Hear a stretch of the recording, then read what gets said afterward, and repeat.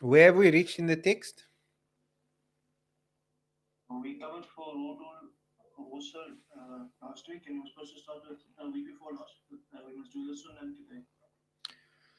تمام. بسم الله الرحمن الرحيم. الحمد لله رب العالمين، والعاقبة للمتقين، والجنة للموحدين، ولا عدوان إلا على الظالمين، والصلاة والسلام على أشرف الخلق والمرسلين سيدنا ونبينا ومولانا محمد وعلى آله وصحبه أجمعين.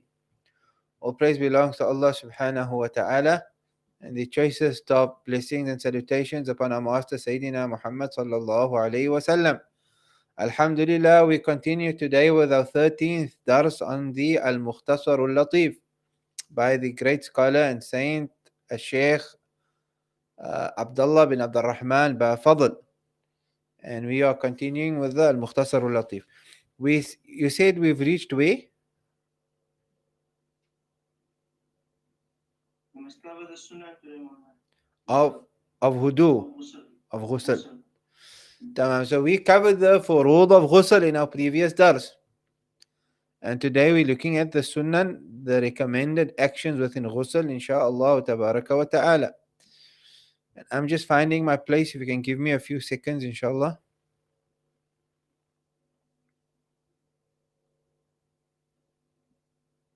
I'm back there.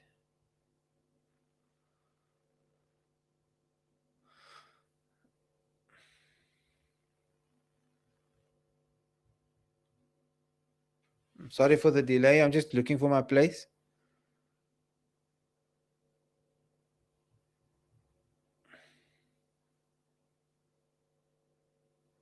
Subhanallah. Can I be so far? Did we cover Najasa already? No, Maulana. We haven't covered Najasa yet. No, Maulana. La ilaha illallah.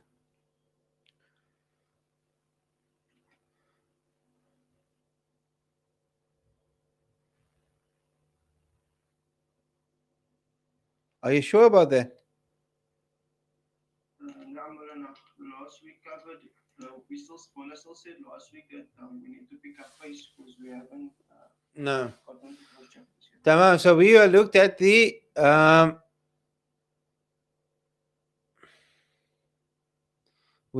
furud of Ghusl, and now we have reached the Sunan of Ghusl.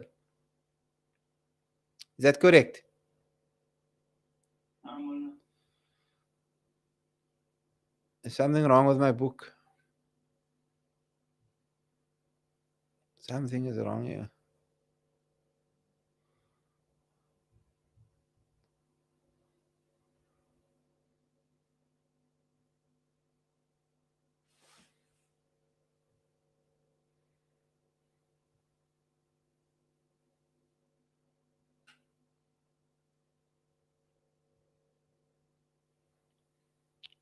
Can you read the mutton for me of last week, please? الفروض الغسل شيئان الأول النية وهو أن بنوي رفع الجنابة أو رفع الحدث الأكبر أو نحو ذلك عند الغسل. Okay, I'm with you. Okay, it's page 100 in my book. بسم الله الرحمن الرحيم. الحمد لله رب العالمين، وصلى الله على سيدنا محمد وعلى آله وصحبه أجمعين. تمام. In last week's dars, we looked at the furud of ghusl, and we said that there are two things. Number one was the niyyah, and we discussed the niyyah. And number two was that the entire body, skin and hair should be washed. We discussed those masail in detail, and today we're moving over to the sunan of ghusl. Now, the sunan of ghusl are many. Sunan al-ghusli kathira. From the sunan of ghusl, our author mentioned as-siwak, the usage of the miswak. So like that, it was sunnah to use the miswak before performing wudu. It is sunnah to use the miswak before performing ghusl. Now, that's number one. Number two is at-tasmiyah. It is sunnah to recite Bismillah, to start the ghusl by saying Bismillah. Now, however, there's a discussion among our scholars. At the beginning of your ghusl, are you going to say just Bismillah, or do you recite Bismillahir Rahmanir Rahim? Now, and the reason why the discussion comes up over here is because remember, a person who performs ghusl is in a state of janaba. And if you're in a state of janaba, then you are not allowed to recite Quran. And Bismillahir Rahmanir Rahim is from the Quran. And therefore they discuss it over here. So can you recite Bismillahir Rahmanir Rahim with an intention of Quran? No, that's haram. Can you recite Bismillahir Rahmanir Rahim with an intention of it not being Quran? Yes, that is permissible. However, to avoid that discussion altogether, it's preferred that one just says Bismillah before performing a ghusl without including Ar-Rahman Ar-Rahim. Now, the recitation of Bismillah should be connected to your intention. So, when you're going to say, make the intention, Nawaitu Fard al-Ghusli, then the Bismillah should be connected to that intention. Now, everyone has that discussion. But even in the recitation of Bismillah without Ar-Rahman Ar-Rahim, even there, you cannot intend to be reciting part of a verse of the Quran, as that will not be permissible. No. If you intend Quran or intend dhikr and Quran, then it's haram.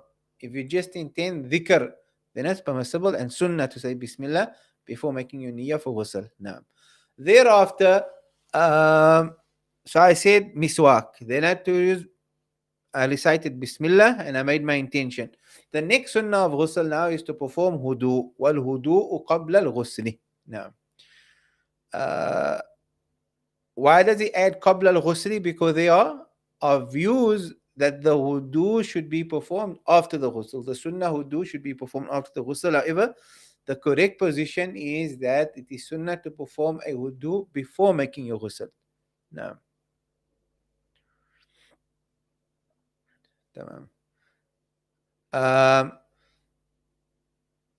so a person will then perform a wudu, washing his face and his forehead, the sunnah of his ears, his arms and his feet, and then he commences with the ghusl. I'm mentioning this why? Because Imam Ghazali rahimahullah ta'ala in his Ihya, he said that the sunnah wudu before ghusl should be performed such that you perform the entire wudu without washing the feet. And then you start performing your ghusl, and when you wash your feet, when you reach your feet in your ghusl, that's the time you should wash your feet for the wudu as well. However, that even though Imam Ghazali rahimahullah ta'ala mentioned that in his works, what is preferred by the Shafi'i scholars is that you complete the wudu including the washing of the feet, and only thereafter do you commence with your ghusl. Now, so the ghusl, the wudu is done and then you start ghusl. It's not that you perform wudu, then start your ghusl, and then finish your ghusl, and then finish your wudu at the end. No, finish the wudu and then perform the ghusl. Now,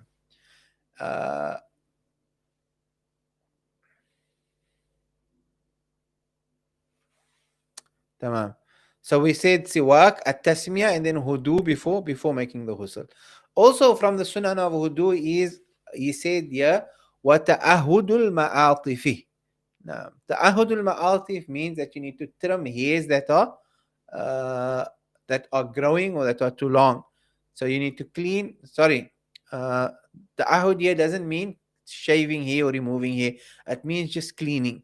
So taking extra precaution to clean the ma'atif, those areas that a person generally sweats more, and thus it's more expected that you will find bad odors coming there from, such as under the arms.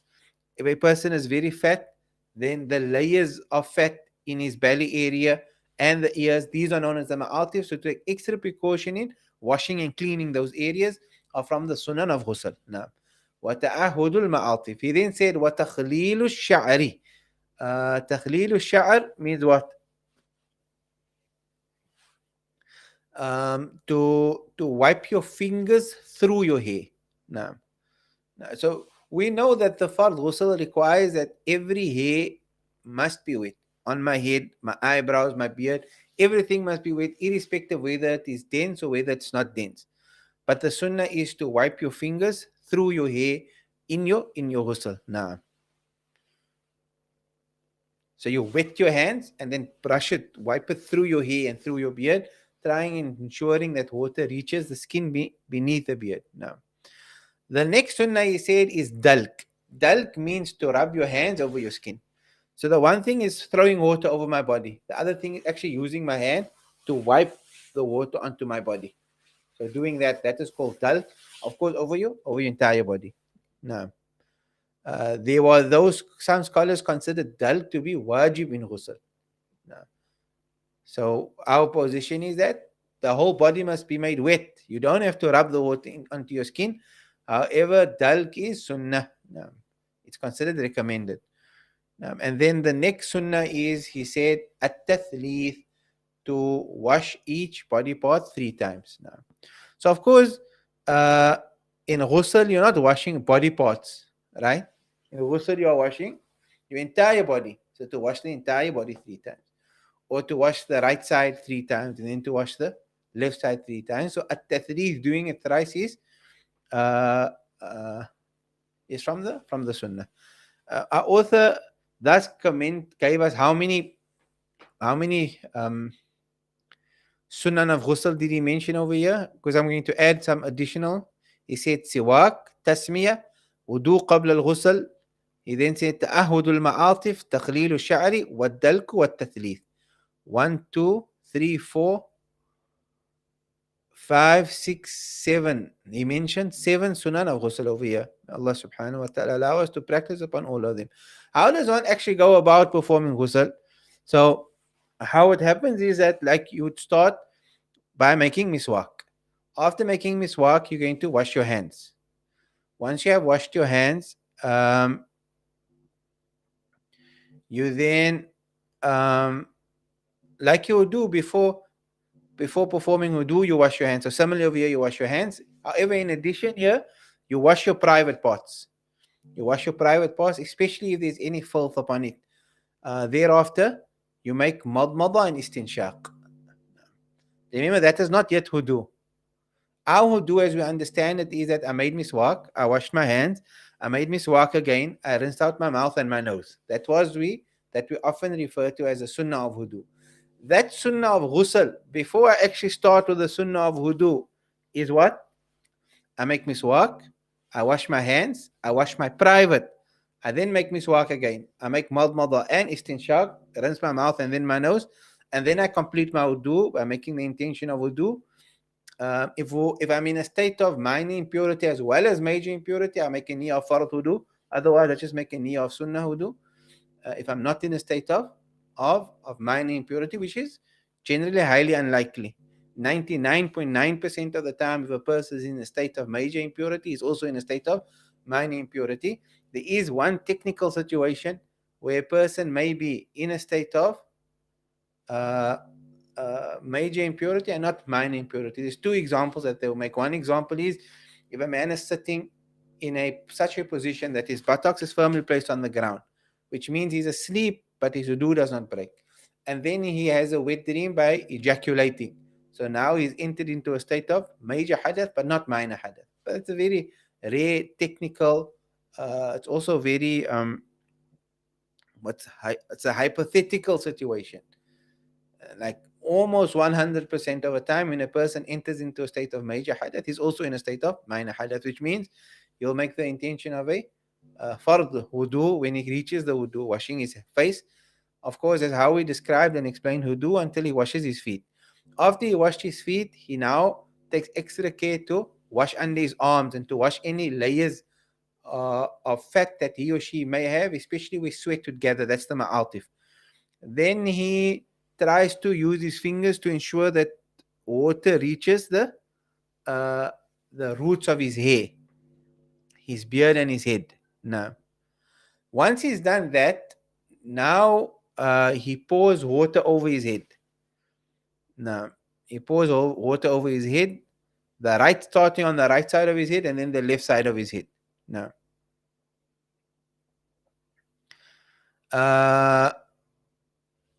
he washes his head altogether 3 times. So the first part of your ghusl is, if you're standing under a shower, stand and make sure that you're wiping your head, your hair, your face, your neck, everything, your whole entire head.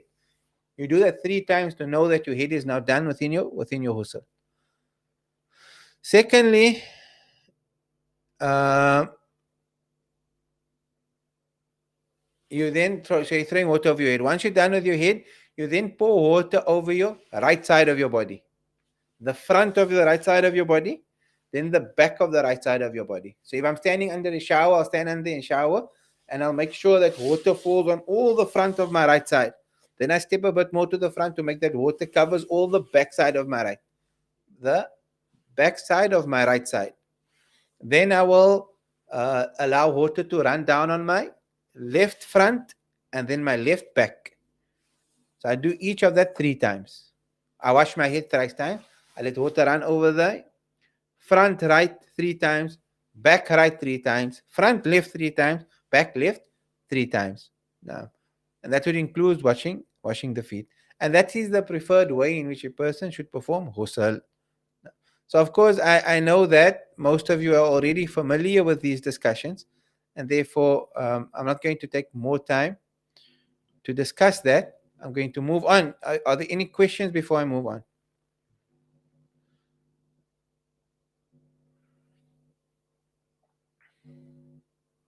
Tamam, I'm going to move on. He goes on to speak about what now? He's going to discuss now the conditions for a person to shurutu tahara anil hadathain. What's he speaking about in this particular chapter? What are the conditions for both wudu and ghusl?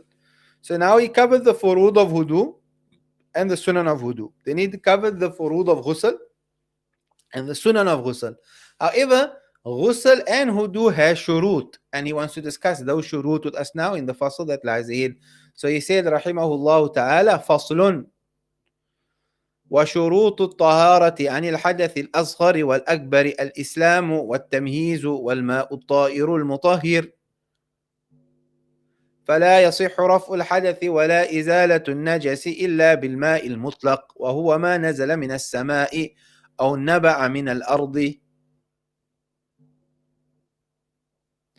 فإذا تغير طعم الماء أو لونه أو ريحه تغيرا فاحشا بمخالطة شيء طاهر يستغني الماء عنه كالزعفران والأشنان والجس والنورة والكحل لم تجزي الطهارة به ولا يضر التغير بالمكث والتراب والطحلب وما في مقره وممره ولا التغير بمجاور كالعود والدهن المطيب ولا تصح الطهارة بما تطهر به من حدث أو نجس.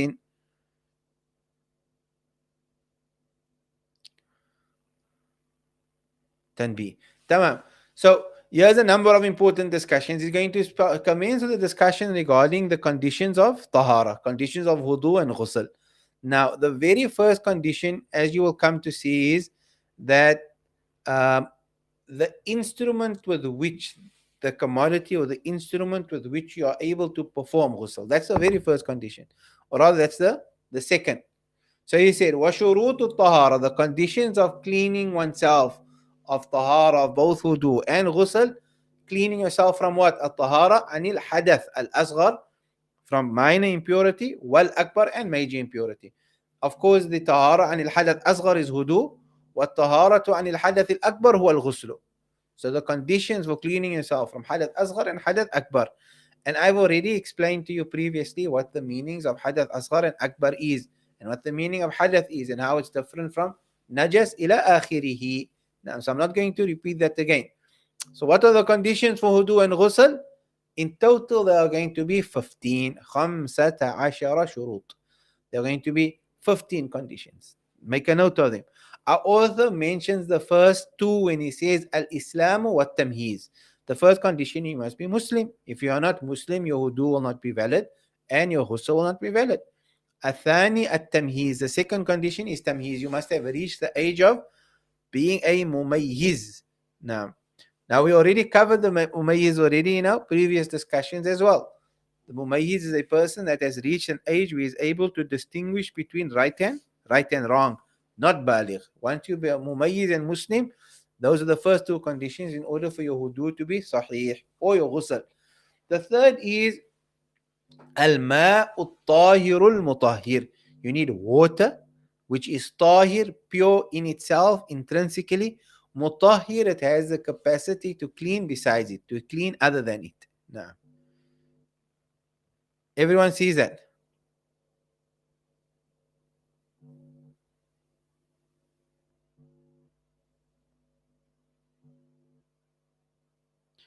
Now, so water, that's the foundational element with which we clean ourselves. And water in itself has to be pure, and mutahhir, it must have the capacity to clean besides it. الطاهر معنى الطاهر أن يكون الماء طاهرا أو طاهرة في نفسه. المطهر يعني المطهر لغيره.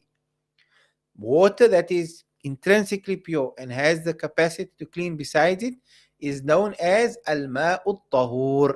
It is also known as al-ma'u al-mutlaq. Al-ma'u al-mutlaq. Mutlaq means general. But what mutlaq actually refers to, it means that the water is free from any restriction, any qaid. So by way of example, if I have water and I add syrup to that water will now become known as juice or syrup water, and it's no longer water. It has a restriction. It may still be called water, but it's syrup water. That syrup is a restriction. It means it's no longer water, and that's al-ma al-mutlaq, means it's free from any restrictions. It hasn't changed in any way. So it's known either al-tahir al-mutahhir or al-ma al-tahur or al-ma al-mutlaq. Now, so those are the first three conditions. Water is going to be discussed in detail. So I'm going to come back to water in a moment. I want to cover some of the other shurut of wudu and ghusl. So the fourth, remember the third one, which is water, we're going to come back to and discuss it in detail in a moment. The fourth condition for tahara anil hadath al-asghar wal-akbar is an-naqa'u anil hayd wal-nifas. A lady has to be free from hayd, menstruation, nifas, postnatal bleeding. If she has haid or postnatal bleeding, then neither wudu or ghusl will be valid. النقاء عما يمنع وصول الماء إلى البشرة. The fifth condition is that the body needs to be free from anything that prevents water from reaching the skin. Now, so one of the things they speak about over here is that if I have some paint or glue on my hand that prevents water from reaching my skin, that's a condition for my wudu and ghusl.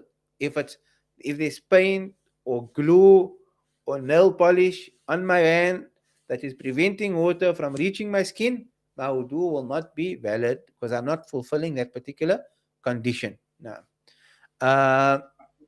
does this include tattoos?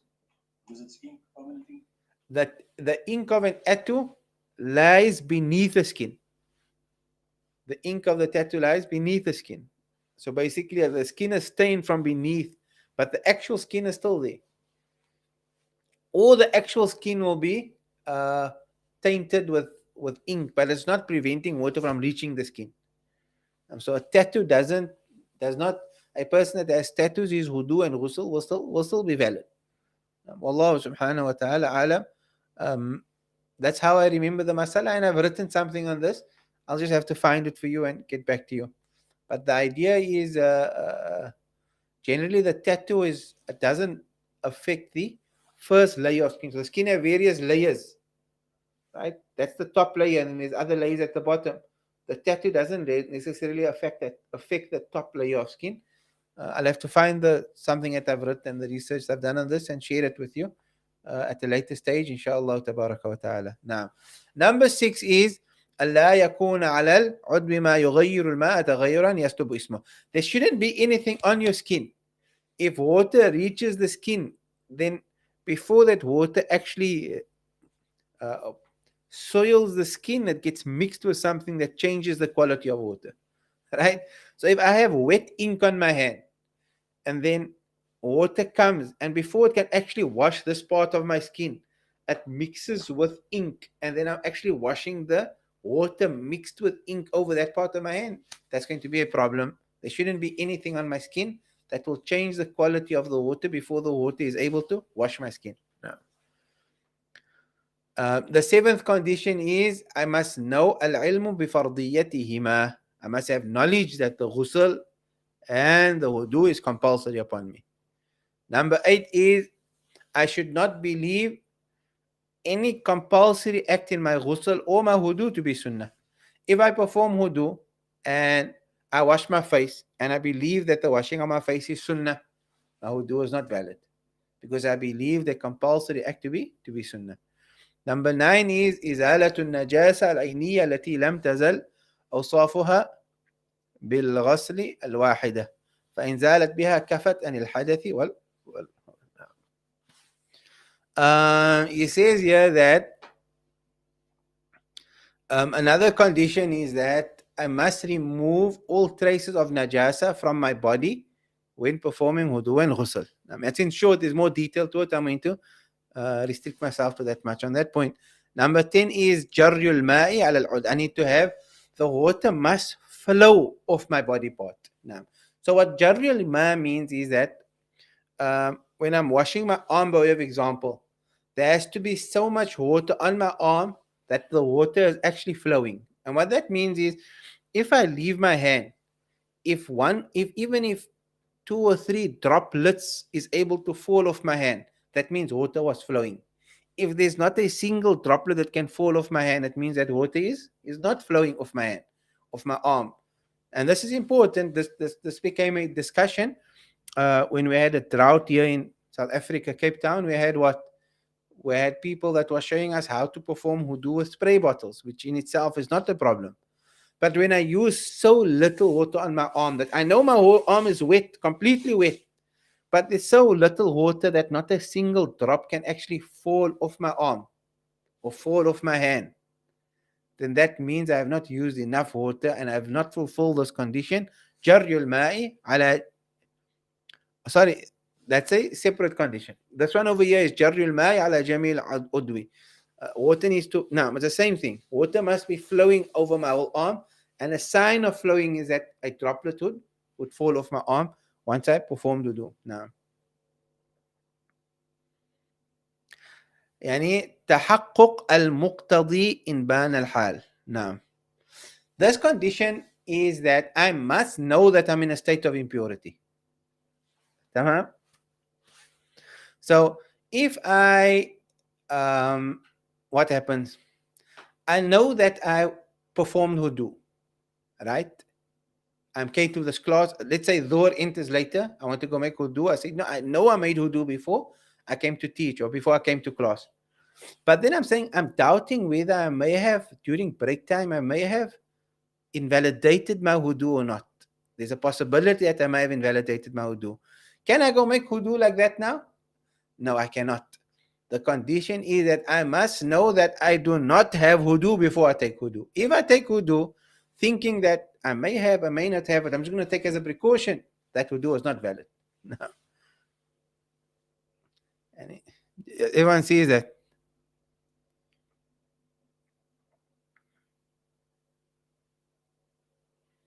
No. Allah subhanahu wa ta'ala alam. However, I'm actually reading this discussion now. He says that تحقق المقتضي بان الحال فلو تيقن الطهر ثم شك هل أحدث أم لا فتوضأ احتياطا ثم بان له أنه كان محدثا لم يصح وضوءه فإن لم يبن الحال فوضوء الاحتياط صحيح. There's actually going to be 2 instances where the wudu will be valid. Rather, one instance. He speaks up to. Let me just read it for you in its entirety. The way the masala was originally taught to us was that the minute you have doubt whether you have wudu or not, your wudu is not going to be valid. But our author over here, Shaykh Ahmad al-Nis, is actually showing you that there is certain times when your wudu will be valid. So he says that if you know that you had wudu, in my example, and you are made wudu for class, then the time comes I want to make wudu and I doubt whether I broke my wudu or not. Tamam? So what I do then is I make wudu as a precautionary measure, ihtiyatan. So I make wudu. Then afterwards, when I'm done with my wudu and I go inside and I'm going to make my dhuhr salah, But now I remember, you know what? I remember that during break, I did actually break my wudu, right? So in that instance, my wudu will not be valid. Lam yasih wudu. If I know that, if I made wudu as a precautionary measure, not knowing whether I have wudu or not, right? And then after I'm done with my wudu, I realize, I did not have wudu, then my wudu is actually not valid. Now, however, if I remain uncertain whether I had wudu or whether I did not have wudu, he says, فَوُضُوء الْإِحْتِيَاطِ صَحِيح, my wudu will be valid. Which is like interesting. I haven't read this masala before. Subhanallah. Generally, remember our teachers are advising us that a person that is in a state of uncertainty, whether he has wudu or whether he does not have wudu, the safest thing for him to do is to actually invalidate his wudu. Do something that invalidates your wudu, so you know you don't have wudu, and then perform wudu, in which case your wudu is definitely going to be valid irrespective. Now, number 12 is your niyyah, your intention must be present with you for the entire duration of your wudu or your ghusl. Now, what they mean thereby is that we know that we said that from the time you make the intention, or rather they say from the time you start washing your face, your intention must be present.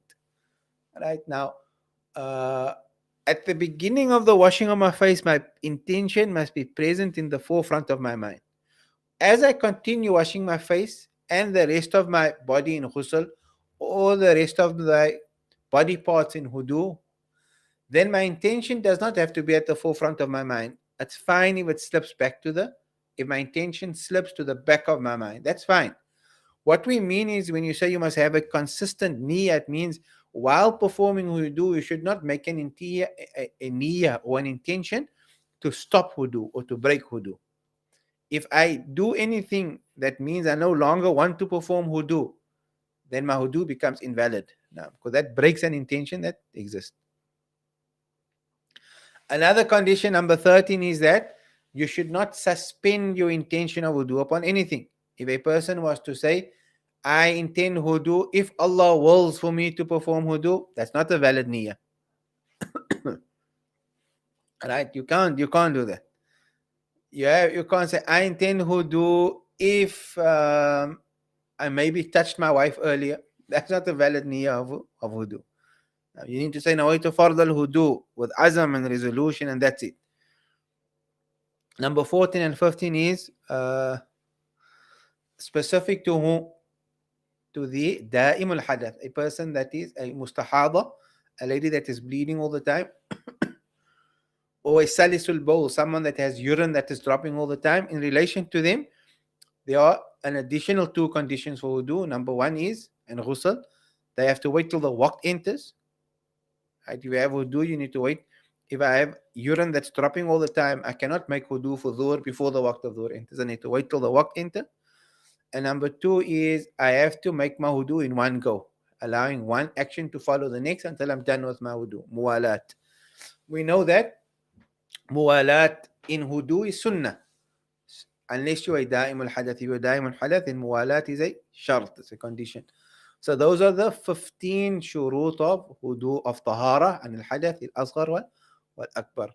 If it was quick for me to run through them again, I would, but it's going to take time to run through it again. We, of course, I said we're going to discuss the third condition in detail, which is al-ma'u tahir. Al-ma'u tahir. What is the discussion about water when it comes to wudu? So he said, فَلَا يَصِحُ رَفْعُ الْحَدَثِ. It is not permissible to remove hadath. رَفْعُ الْحَدَثِ. What hadath? Both asghar and akbar. Minor and major hadath. وَلَا إِزَالَةُ النَّجَسِ. It's not valid for you to remove any filth, impurities, whether it's urine or stool or anything, or blood.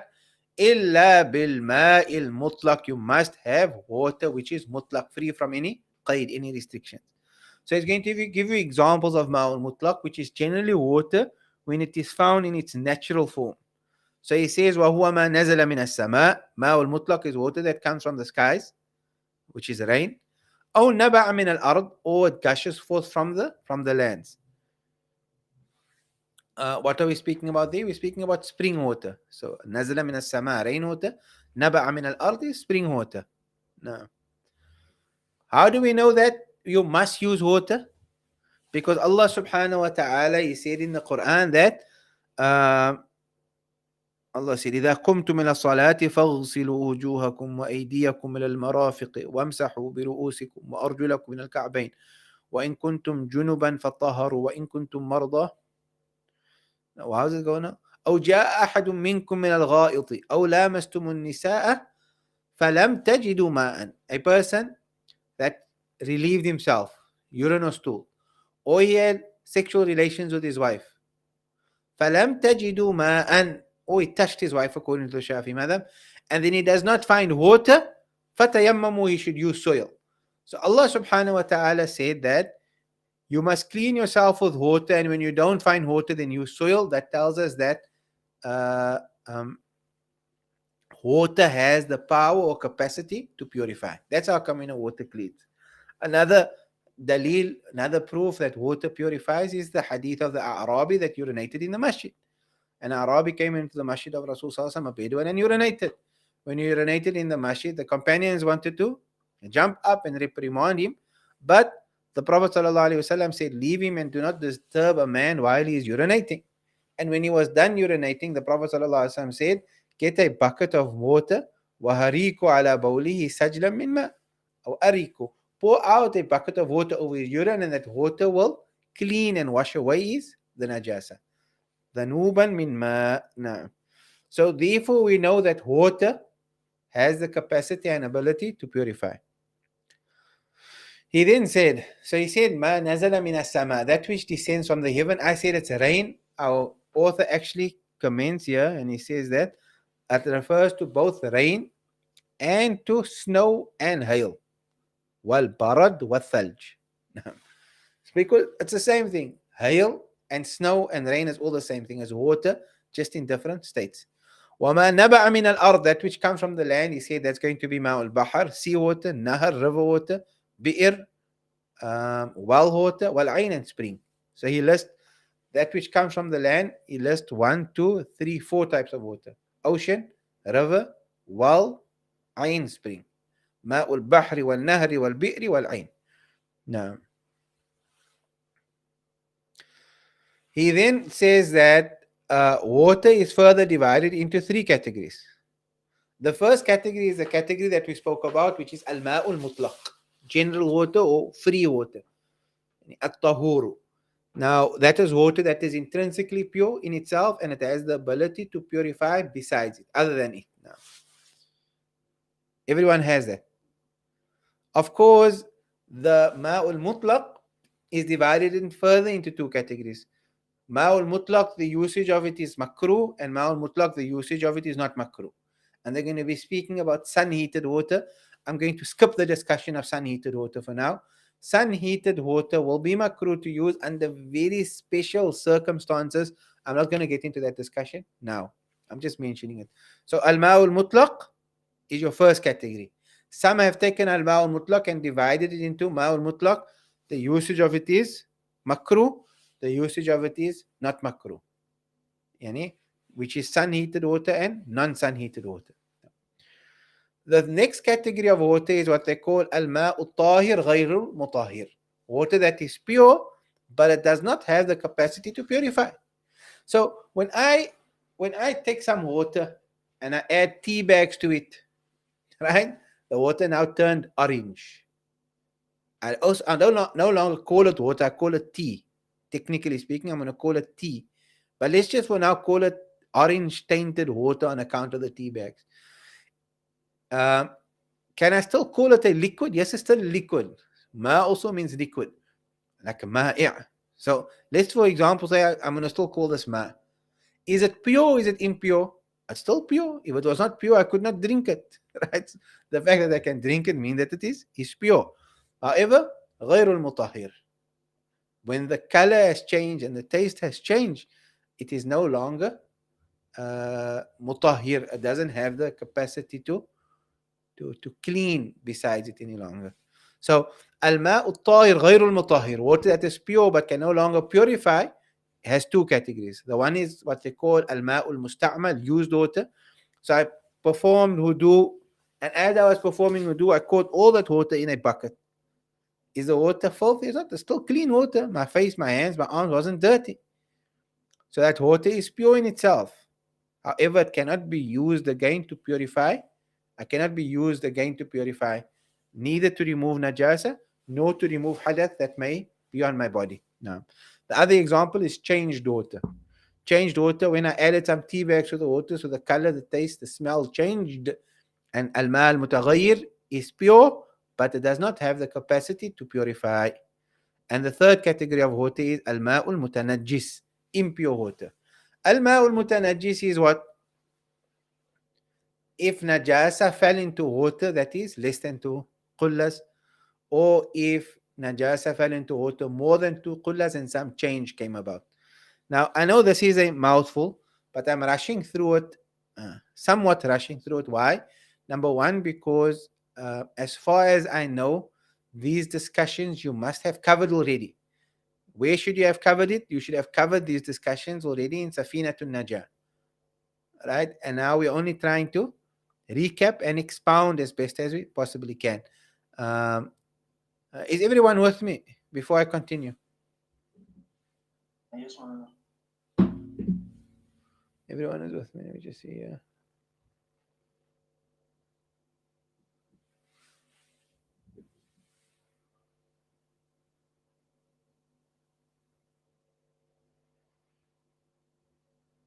So we say now what al-ma al-mutlaq. We say that water is divided into 3 categories: al-ma al-mutlaq, al-tahir, al-mutahhir.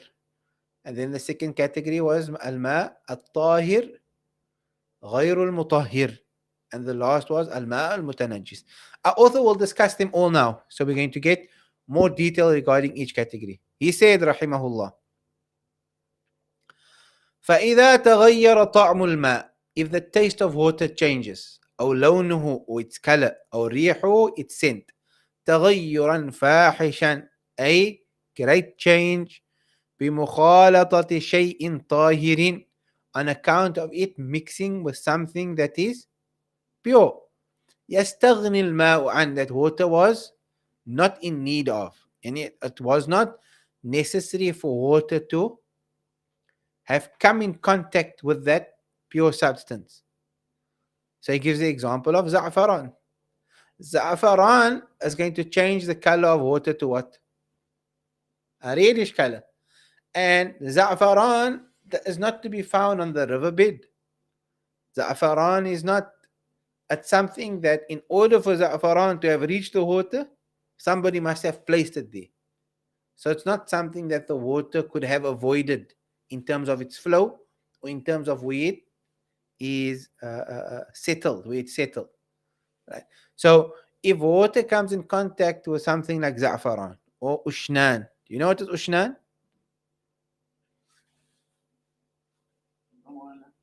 Ushnan is like a soap. Sometimes they use it to refer to a toothpaste, sometimes to a soap. Wal jis, which is lime, nura samana to lime. Kuhal is antimony, the things that we place in our eyes.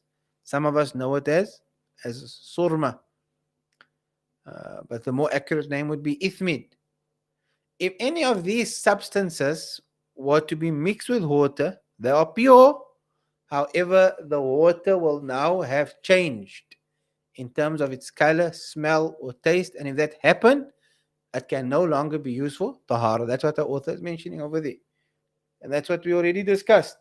Once I added some orange juice syrup, or I added some tea to water and the color, smell, or taste changed, then lam tujzit tahara, to be cleanliness will not be effective if such water is to be used.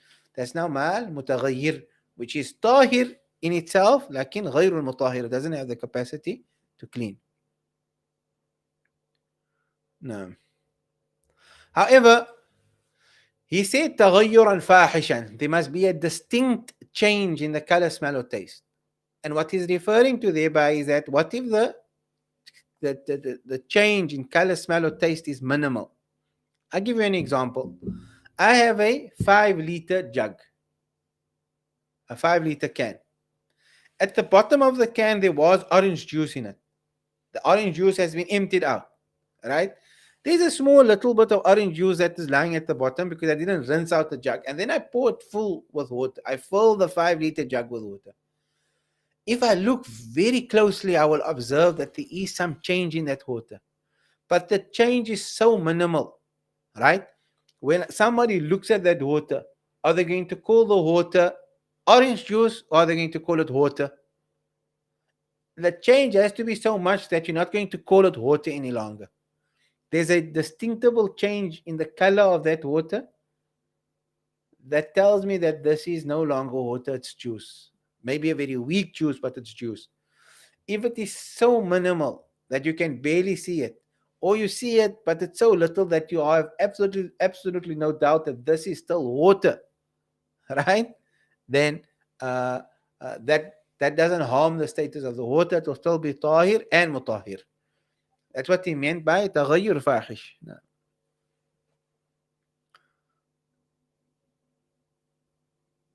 No. I think my time has reached to an end, so I'm going to stop over here. And when we meet after the holiday, inshallah ta'ala, we'll continue this discussion. For now, I think it's very important that you revise the 15 conditions of wudu and ghusl, number one. And number two is to understand the various categories of water. This discussion is going to become somewhat detailed. It's expected to be detailed. It has to be more detailed than what you've covered in your Safinatun Najah. And therefore, please do bear with us as we try to run through these discussions.